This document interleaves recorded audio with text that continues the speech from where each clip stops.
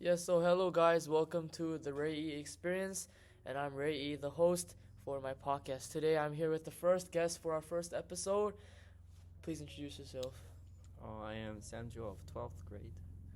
And yeah, he's listening to Global Citizenship Honors class with me, and I invited him to hear his perspective as well as have a great discussion regarding the topic of women's right for girls in Afghanistan. So I've prepared some questions for you, and the first question that I want to really ask you is it might be kind of random, but when you hear that the millions of Afghan girls are banned from attending school, like maybe what thoughts or emotions maybe come to your mind? It could be just free, like your ideas. It could just be your honest feelings. You could be like, maybe you don't have any feelings or yeah. So first of all, when I think about that kind of incident, the first thing that comes to mind is the creation of Adam and Eve, which is the the pinnacle of uh, human interaction with God. And in God's eyes, everyone's equal. So male or female, they're both equal. But as I see the Afghan girls who are banned, I feel like that perspective of gender equality has really changed over time and not for the better because now uh, one gender is considered superior over others, and the disadvantaged gender actively faces discrimination and loses privileges compared to the other gender. And I think that's a very messed up situation. And I believe that a lot of different countries need to work together to solve this issue because it's not just Afghanistan, it's a lot of different places around the world that there's gender equality gaps, and it's not a small issue. We should always focus on it and know that uh, human beings such as us are being discriminated purely because of their gender. Yeah. Well, when I also heard this question, when I started researching about this issue, I kind of also felt like very unfortunate of this situation because I first like heard from the story of Malala, like we learned it in global citizenship class, like how she advocated for the women's right and like her getting the Nobel Peace Prize also kind of really influenced me because like she's currently the same like the age that she spoke at the UN at the Congress, I think. Yeah, it's Like congrats. yeah, like she was the same age as me, but like currently, and like the amount of influence that she has made in the community and in the world is amazing, and it has really influenced people like me. So yeah, it's I think it's very unfortunate in this situation. Like I'm also very privileged to be able to like study here, get the proper education, but then looking at some girls who are like not being able to get that chance is Yeah. very unfortunate. So yeah, thank you for your answer. And next question is, what are some things a student can do to help the girls in Afghanistan? Maybe as a student, maybe what can you do? Maybe. Mm, yeah, so as a student, we're very limited as to what we can do. Like, we're still learning about the world. We don't know how to even pay our taxes. We don't know how to regulate money or even know about all the international issues that currently exist. Mm. But we still are in, if we think about it, in a somewhat privileged country. We Mm. have the money and the resources and the means to support other people financially, even if we aren't physically there. And I think that's the that's one of the actions that students can take. They can actively support Mm. people by sending money, resources, and another thing that students could actually do is that they're young. Mm. They have a lot of power in their voice. They have a lot of energy, and I think that can be used in a positive way to advocate for other people's rights and spread awareness of issues that many people might not have heard of because a surprising amount of people actually don't know about the situation in Afghanistan. They just think like, oh yeah, it's their culture, but they don't know the degree of it, like how many women are being Mm. discriminated. And I think as students in a community, we're always in a community, Mm. churches, schools, that kind of clubs, and we can really spread the word uh, of interest. And I think that's the biggest strengths that a student can have. Yeah. I really agree with you because I feel like it's very important for us to be able to just know the issue. Like I think that's just our first step. Like there's gonna be a lot of people who's just gonna live their lives like just without knowing their issues. Like in South Korea, maybe like because I researched this issue, I know about this, and you know this issue, right? But then there might be some people like the citizen in South Korea, they might not really be aware of the situation in the other parts of the world, and I think it's our first step to be able to like I guess being able to give attention to them, know them is also one of the steps that we can do as a student. Yeah. Yeah. So moving on to the next question, where do you think the issue of fighting for women's right really stems from? So it could be like maybe you could talk about the cultural aspect of a country, or maybe like how the society has influenced. Yeah, yeah. So what do you think the issue of fighting the women's right stems from?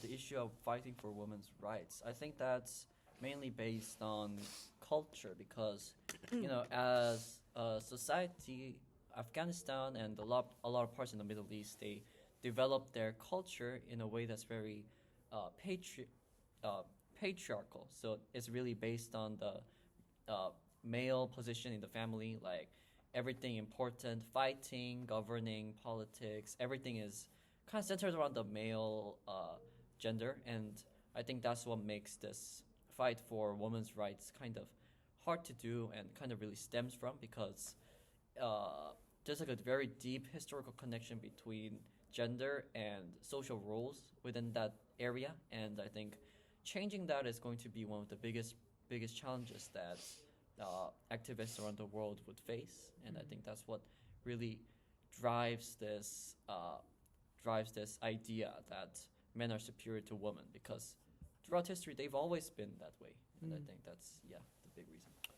Yeah, I do agree with that. Like, I think it's really a part of like the cultural like cultural like reasons. Like, I think how it has been formed like throughout history. Yeah. I think history tells a lot because like even from like from when like Adam and Eve, like I mean we know that God created every like men and women the same, like from God's perspective same, but then like how it has changed and how people like the simple like things, it has influenced people to really think that way.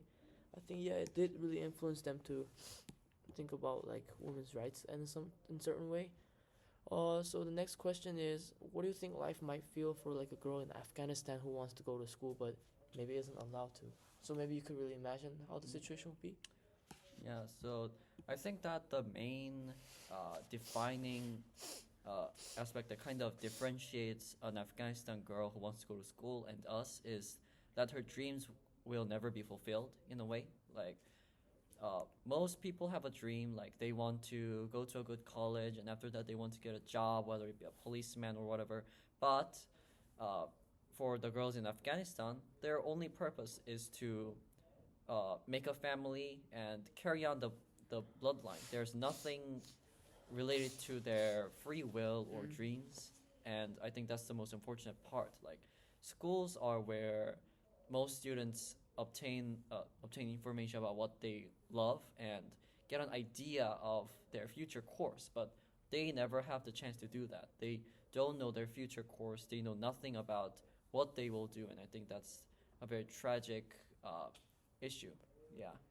I think it's like I'm very thankful for to just our opportunity to be able to even apply to colleges, right? Like some parts of the world, like kids in Afghanistan, like they're not even able to study well. They're not even able to have this chance, and this issue really made me reflect back on like my complaints, all the things I've said, like maybe I don't want to take global citizenship class, or like sometimes Miss Eileen gives us too much work, or stuff like that. But I think it's very important for us to really appreciate this moment and what we're given, and like try our best to really help others as well. So yeah, great answers. And next question is, you can share your honest feelings. Do you feel the necessity to act for women's rights toward education? So it could be like your honest feelings. Like, do you feel the necessity for fighting for women's right, or you think it's Mm. not necessary, or yeah? Well, I believe that is like 100% necessary to fight for women's rights in education because if we don't educate these people, like we're losing out on a lot of potential because a lot of great people around the world are women who are educated and know what they're doing, know what their dream is, and not educating almost half of the world's almost like in terms of Afghanistan, almost half of its population, which will be women. I think that that's a very uh, unfortunate issue, and that we should always fight for it because it's unjustified and it's only advantageous to one side. It's not equally balanced, and I think that should not exist in the modern society. Everyone should be equal and have an equal chance, and and Afghanistan's ideals of women's privilege and rights to education, and I think that's a violation of the basic democratic values that we value the most, and so we should definitely fight for women's rights to education. Yeah, I think I feel like I've taken a lecture from UNESCO, like APSEU, like the online courses, and they talked about how fighting for women's rights is not fighting for it's not we're not giving a special privilege to women, but then we're trying to act in a way that we're actually like helping them get back, return them the rights that they have been lost. So we're not actually trying to do do special things like, oh, because because we're kind, because we're smart, we're trying to act to help the woman, but then we need to just help them with the intention that we are helping them in order to get the rights back. So I think that's what's the key. Yeah. Like helping them to just live back how they were, and like I think how God created us to be. I think that's very important. Yeah, I think I kind of want to add on to the idea that we're not helping the women fight for their right to education because we're nice. We're just trying to give them the right to be treated the same as the other gender. Like, this is not something that we do out of pity. It's something that we do because it's necessary. Like, they're human and we're also human. Everyone's human, and treating treating the same human in a different way is not acceptable. And I think that's another reason why that we should strive to provide the right amount of education for women. Yeah, we're all human. Like, Exactly. this shouldn't be like an entire argument. Yeah, I think it just doesn't make sense at all at the first place. Like, I mean, it's like it's already given, but then we're trying to fight back for it. So it didn't really make sense at all for me, because like it's like default, right? We Yeah, get to it's do just whatever default, we yeah. want. It's like education, but then just the fact that just fighting for it it's just nonsense for me, and it just shows how unfortunate the situation is. Yeah. Yeah, so the last question I have for you is, before we move on to like discussions and like our main section of the podcast, is if you could speak directly to like an Afghan girl who's like banned from school, what message would you want to share with them? I would like to share with them that they're not fighting a losing fight in Yeah. this area. Like, most of the world condemns Afghanistan for their treatment of females, and I think that's what they should know. Like, they aren't in the minority, and it's only Afghanistan and a few other Middle East countries that are fighting to preserve their patriarchy, and the whole world knows that it's wrong, and I think that's what they should know. They're not uh, like, it's not something that they should be ashamed of or like try to appeal to the world. They already know, and they're trying to help, and I think that should give them enough hope to kind of fight for their own rights. And I think that's the main message. Yeah, they're not alone in the fight. Yeah, maybe something I would like to build up on your point. I think that's a great point you've mentioned. Like, I think it's very important. Some message that I would also like to give is, I think, like hope. Like, I would say that like people like Sam and I, we care about like the issues in there. So I think that's what we want to say. Like, we do care about the issues that are happening in other parts of the world too, and that we do care for them. And we are trying to, like, people like me, just regular students, we're trying to like we're even filming this to just like raise awareness and like trying to maybe like share the issue. So I think it's important for us to like really give them the hope, even though the situation not be the best, but then it's like still believing that they are able to like really fight back. And yeah, I think that's the key. So yes, so finishing the questions, I want to move on to the like a slight discussion, like a debate, slight discussion. Yeah. So whether we agree. So one of the discussion question is global intervention or cultural respect. So it's like this debate question is like, so whether you think it's necessary for us to act as a global citizen and intervene, or whether we should respect them as culturally. So what are your thoughts? Yeah, so I think there's a fine border between cultural respect and human rights violations, and I think the treatment of Afghanistan girls borders on human rights violations because, like culture, we respect every nation's culture, like it's all unique and it has a lot of history, but sometimes the culture culture does not fit the modern societal norms, and now that we've redefined what it means to treat others as human, I think that every culture should kind of balance their way towards it. And uh, cultures, they can be removed, some can be added. Like there's a bunch of new cultures that got added to America in the modern times. Like culture is always changing. Like old ones fade, new ones appear, and so I think that versatility in the concept of culture, I think that allows us, uh, gives us the idea of global intervention, because we should intervene in this unjust treatment of another gender. And I think that's beyond cultural respect. We respect their culture, but let's keep our line between human rights violations and actual cultural identity. I think that's my opinion on that. Yeah, I think it's also necessary for us to intervene. Like, I mean, we're learning how to be global citizens through this capstone project as well as taking the course. And I think it's, of course, like we do have to give some cultural respect to maybe some like some countries, but then like I feel like situation with Afghanistan is not really understandable because like it doesn't really make sense because like you're literally just blocking the female uh population to like for their rights for education, even rights for like maybe like going out somewhere, and that's just it's just so unfortunate. Like people here in South Korea is different, and like it just tells me how blessed I am. Like Yeah. I'm able to do many things. Yeah, so kind of adding on to that cultural thing, this kind of a historical thing. Like I wrote an essay about this previously, but ancient society was defined by strength. So men fought battles, like they had a loud voice. They obviously were far more dominant in their roles in society, and ancient cultures really were shaped around it.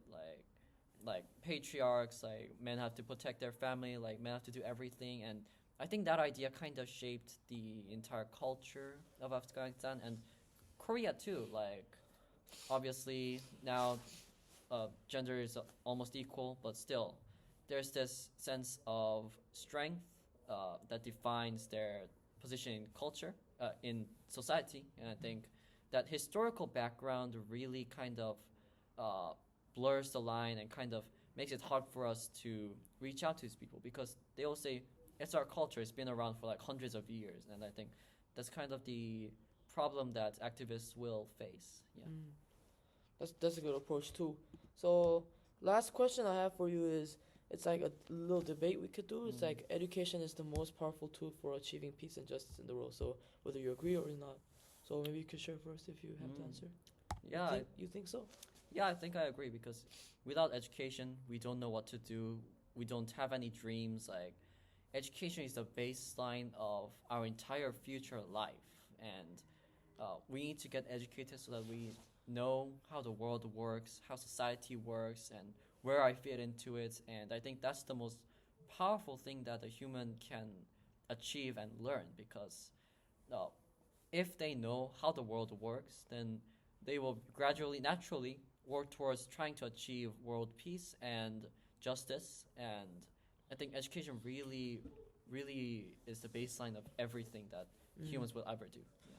I also agree. I feel like education it really unlocks different things. Like I would say that even like being able to like speak in English and being able to carry out these projects all because of education, and we're able to do certain things because of education, and with the help of education, more people in situation and girls in Afghanistan they'll be able to do more things. They'll be able to give more positive influence to the world. Like you said, like how like it like it's like we're missing out on a big potential. Yeah. Like how like the major things that they could do. There's a lot of women CEOs, a lot of like positive influences, like world influential leaders. Like even Malala, like she spoke about Afghanistan. She influenced me, so I think she's one of also the like we could say that like men and women they both have influence on the world, and I think it's very important for us to think that from God's perspective, we're all equal and that we don't have to really discriminate each other because of our gender. So yeah, so that's all I have for you. And how'd you feel during the podcast? Well, I never really thought about this issue very much. I was like, oh yeah, there's like this issue about gender inequality in Afghanistan, and I was kind of on the side of actually cultural respect, actually, because Mm. it's their culture. We have no right in changing them based on our uh, own rules and guidelines. But as I talked about this through this podcast, I kind of formulated my own thoughts, and I realized, yeah, I don't think I'm really supporting this idea of women being discriminated and not being able to be educated. And so this podcast really helped me solidify my opinions about the issue in Afghanistan, and I think it really helped me in that part. Yeah. Yeah, I'm also glad that I feel like we had a great time talking about it. Like even though it was kind of like a serious topic, but then we were able to really, it was great. It was a pleasure for me to hear about your opinions too, and I guess share this issue as well with my classmate Sam. So yeah, so that's it. That's all I have for today's episode, and no more things to say. Yeah. Yeah, so thank you guys. I'll see you in the next one. Mhm.